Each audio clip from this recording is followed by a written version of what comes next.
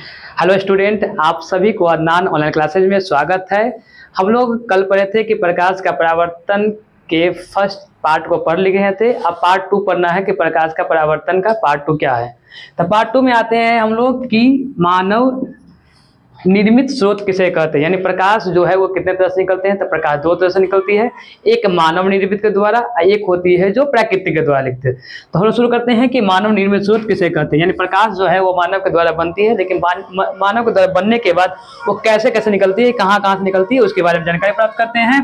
तो जो मानव के द्वारा, जो प्रकाश मानव के द्वारा उत्पन्न किया जाए उसे मानव निर्मित स्रोत कहते हैं। यानी जो मानव के द्वारा, यानी इंसान जिस लाइट को बना दिया गया, इंसान के द्वारा जो लाइट बनाया गया है उसे कहते हैं हम लोग मानव निर्मित स्रोत।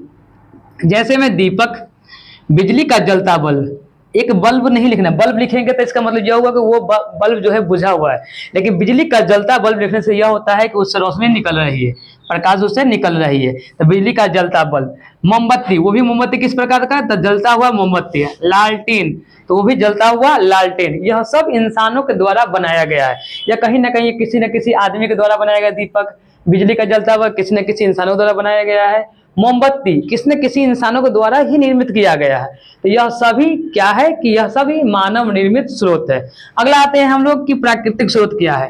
यानी प्राकृतिक मतलब यह प्राकृतिक स्रोत जो है यह पहले होता है और मानव निर्मित बाद में होता है। लेकिन आपको कोई दिक्कत वगैरह नहीं है, आप इसको ही पहले पढ़ सकते हैं, इसको बाद में पढ़ सकते हैं, किसी प्रकार का दिक्कत या परेशानी नहीं होगी। आगे आता है प्राकृतिक स्रोत किसे कहते हैं। तो प्राकृतिक स्रोत बोल दिया गया है जो कुदरत के द्वारा, जो ईश्वर के द्वारा, जो भगवान के द्वारा, जो अल्लाह के द्वारा बनाया गया है। यह सभी एक ही है। वो सभी को क्या करते हैं कि प्राकृतिक के द्वारा जो उत्पन्न करता है प्रकाश, उसे क्या करते हैं, प्राकृतिक स्रोत कहते हैं। इसमें हम लोग किसी प्रकार से चेंजिंग वगैरह नहीं कर सकते हैं। अगर मान लेते सूरज किरण आ रही है हमारे घर में, क्या हम उसको रोक सकते हैं? नहीं। हाँ, कि उसको आने की रास्ता, जो रास्ते को क्या कर सकते हैं, ब्लॉक कर सकते हैं। जैसे मान लेते वो घर में आ रही है, विंडो के बाहर से, विंडो के रास्ते से आ रहा है या डोर के रास्ते से आ रहा है, यानी खिड़की या दरवाजे के रास्ते से, क्या कर सकते हो, बंद कर सकते हैं कि वो अंदर ना आए। लेकिन उसको हम कम नहीं कर सकते, बोलेंगे तुम कम हो जाए तो होने वाला नहीं है। तो उस वैसे प्रकाश का स्रोत जिसमें हम लोग कोई चेंजिंग वगैरह नहीं कर सकते हैं उसे क्या कहते हैं, प्राकृतिक स्रोत कहते हैं। जैसे में सूरज, तारे, ETC, यह सभी ऐसे हैं जिनमें कोई किसी प्रकार से हम लोग कोई चेंजिंग वगैरह नहीं कर सकते हैं। अब आते हैं कि हम लोग प्रकाश तो बहुत देखे हैं, वस्तु देखते हैं कि वस्तु कैसे होते हैं।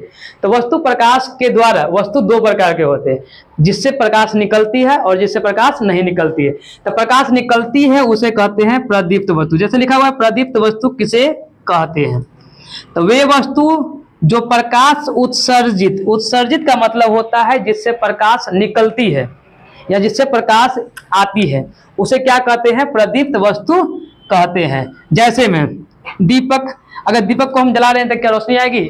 बेशक आएगी। उसमें टॉर्च, कभी टॉर्च जलाया कीजिए तो जला कर देखिएगा तो आप उसमें से क्या निकलेगा, आपसे रोशनी निकलेगी।